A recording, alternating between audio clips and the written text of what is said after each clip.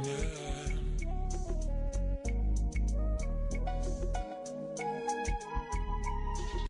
did it.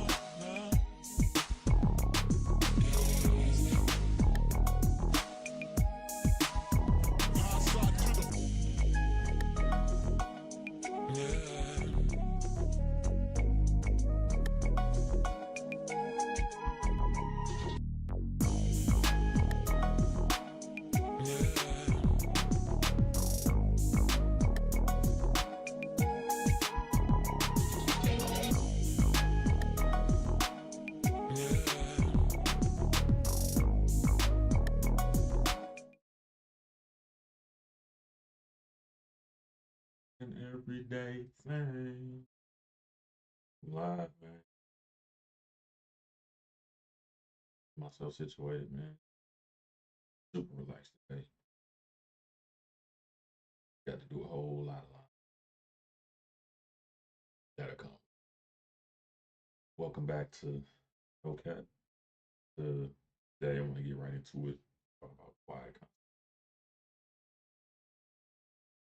Those that don't know, quiet consequences. The indirect results of your actions. Nobody really communicates to you.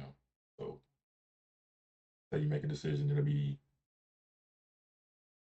immediate, like business for the day, for the immediate future. You wake up tomorrow and you still dealing with those of that. Situations like that. Because of how our generation is unfolded and how things have unfolded for us as a people, as a community, you no longer have that bridge from one generation to the next, where the older generations are passing you down and giving you the game, so to speak. So, because nobody's telling you what's across that bridge, people just finding out the hard way. And had a black mom, that's one of the things that always used to be said. You'll find out the hard way. Hard head, make us soft. And we basically dealing with the results of an entire generation. And it shows itself in so many different ways. It's crazy. For example, first job, worked hard, got my first check. What I'm about to do is spend on these shoes. But I got other responsibilities to pay for, or I need to be worked on. Bills need to be paid. Gas money, food for the week. Not focus on none of that. Go buy some shoes. Dealing with the quiet consequences of suffering and not having these other things simply because I made this decision on the front end based on what felt good. In these podcasts, I know each individual episode is going to be its own thing. Each live is going to be its own thing, but I like to tie them into other ideas. That way, they can connect the dots and give a full perspective on what and quiet consequences is kind of tied into what we were talking about yesterday. Are you focused on currency or morals? Do you want attention or are you working towards something? You make your decisions based on either or. Your consequences are also based on either or.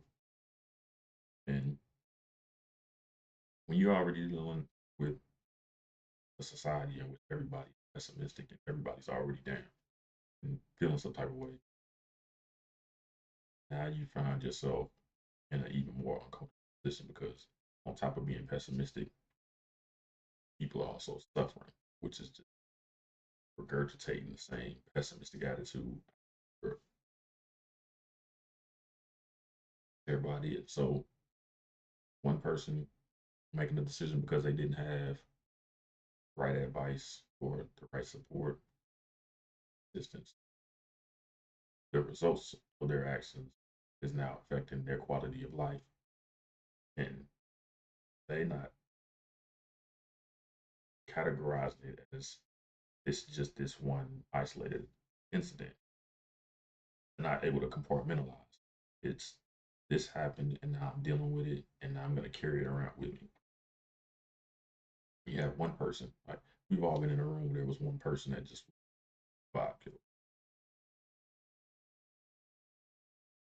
uncomfortable. Like you want them to leave, and then even after that leave, they still impacted your outlook. They pulled energy from you. Now, imagine there's multiple, not just one person, but multiple people who are out just making whatever decisions in the moment and then suffering as real apparent in the dating scene.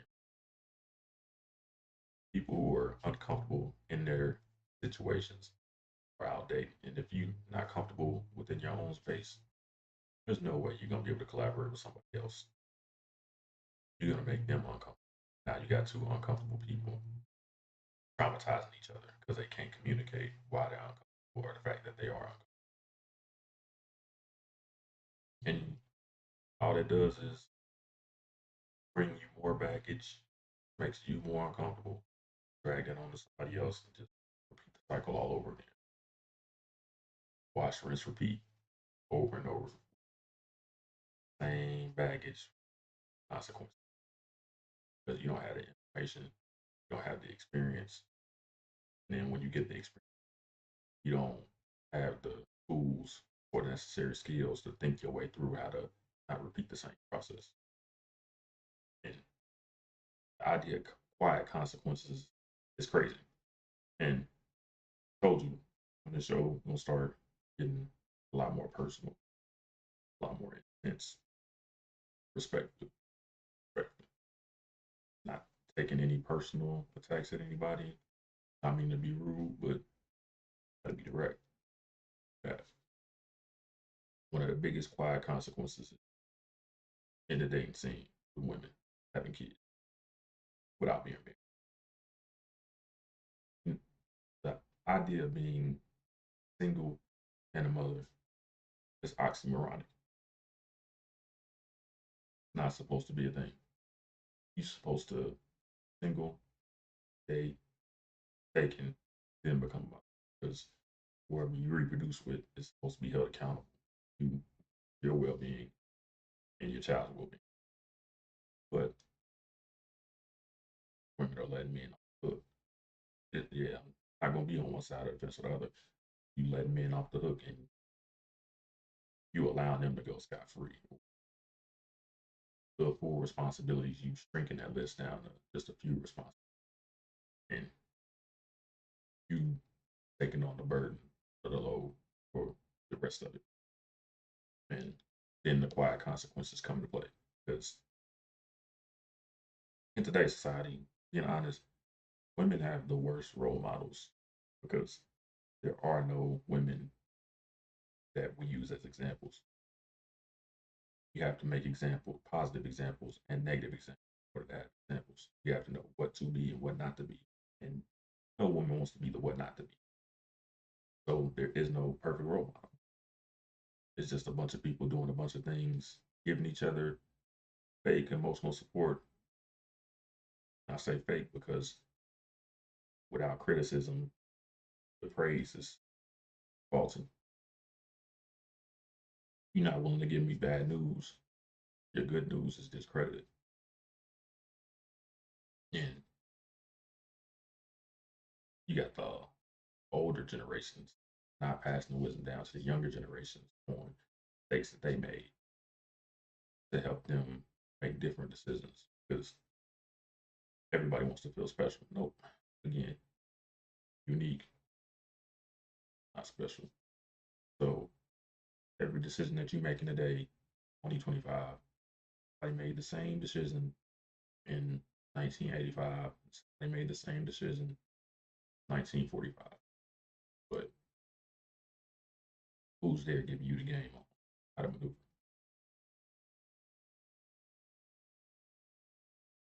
Exactly. So without that game, everybody's basically fending for themselves, and there's no way you can know everything you need to know. So you got women who have been told it's attractive, you're this intelligent, you're this important.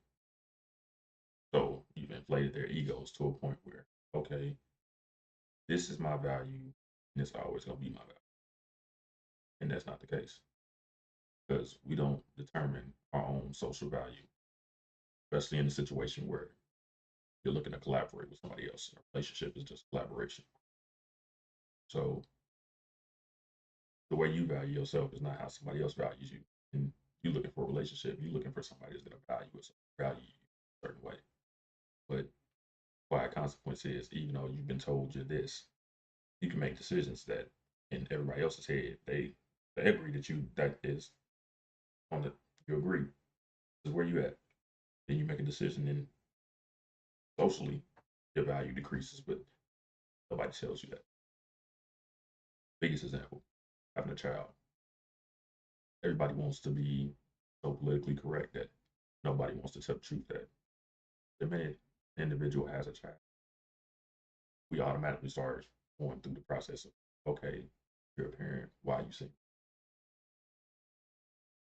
And unless it's one of them break glass in case of emergency situations where widowed or outrageous seismic event, people are not going to listen to the reasoning on why you're in this situation. And being in that situation,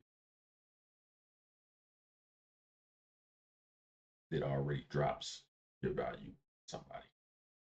So when your self worth doesn't match someone else's view of you, things can't work. But now we have a wide selection and a huge quantity of young single mothers who are actively dating, but they're upset, they're frustrated because the man that they're looking for, quiet as kept, isn't looking for them because these are one of your quiet consequences of the decision you made. You can be intelligent, you can be attractive, you can be all these things still, but these are one of the quiet consequences, which people don't tell you up front when you're making a decision. Nobody tells you, hey, you don't marry him. Other men are gonna they're not gonna respect you or hold you to the level that you're at right now. And that's just a small example of quiet consequence. It's one that either is unknown or it's not spoken about. Being hate to make the comparison, but being a single parent is like hearing that somebody doesn't is homeless. I know, extreme, extreme. There's no way in our heads socially it is because it's agreed upon socially that if you're an adult, you should have a place to stay. No ifs, ands, or buts around it. You should have a place to stay. Well, what if it's not the best thing for you? What if you move so often that having one place would be more of a burden than positive? It doesn't matter. If you don't have a place that you can call your own, people look at you different. Similar with a family. The child is proof that you started a family. So started, whereas the rest of them agreed upon that if you're going to do this, there's a certain way you have to go about it.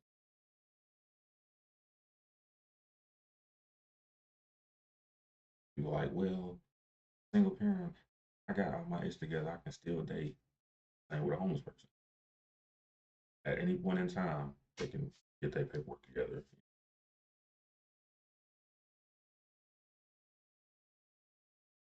It doesn't change that part of their story, but why a consequence is how people look at you, also how people treat you, and then what avenues are available to you after that. And the majority of the quiet consequences are one in which you can't revert back from. These are your permanent options. There is no going back to this. And that's just the biggest example. It's the same with a man, quiet consequence. You're dealing with a young lady. Let's say a situation goes bad. You have a terrible breakup. He's spreading news about you. Makes you know, please get involved. No matter what happens at that point, once the information is broadcast and it's made publicly known information, you can't come back from that. You'll always be attached to this public event, especially if it's a situation where even if you're in the right, but you defend yourself, you end up getting a restraining order put against you. You can't come back from that. It's permanent paperwork. There's wide consequence, all because you didn't do your due diligence interacting with the individual from the beginning. And wide consequences are the only way to avoid them is to have somebody who can look back on the situations in hindsight, or having a frame of mind you can address and assess the situation and use foresight. That requires you to stop and assess and think about what's going on, try to relate to what's going on, or even look around at others who are in your situation or on the way to your situation, learn from them. But that's tough information because losses are usually suffered in silence, and the wins are the ones that are publicized for the world to see. Even if they're faux wins, they're not real wins, they're still publicized. Real losses don't get publicized.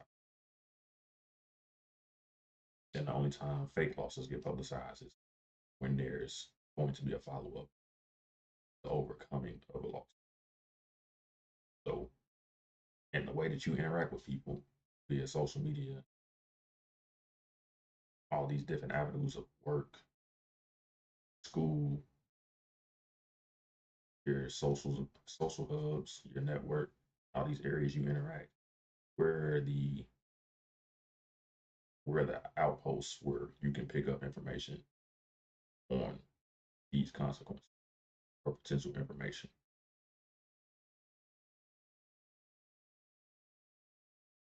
They're non-existent. So we're in a situation where people of a certain age don't give access to losses because they're seen as shameful or embarrassing. So the people that are next to them or the people that are underneath them coming up after them, they don't have access to this kind of. They're just shown this is the situation and this person is doing and enjoying all of these things about the situation. And because you're showing the fake wins, you're not showing the stress that comes with it. People are running face first for this fake win, and then boom, it's slapped in the face. Quiet consequence. It's really like a monkey see, monkey do type deal, but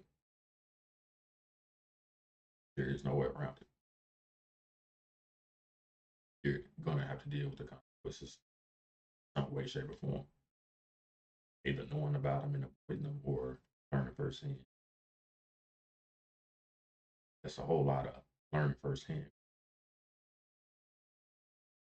The only way to avoid it is to interact, communicate, to relate, build real human interaction, build real human relationship. But the only way to do that is to reverse current behavior.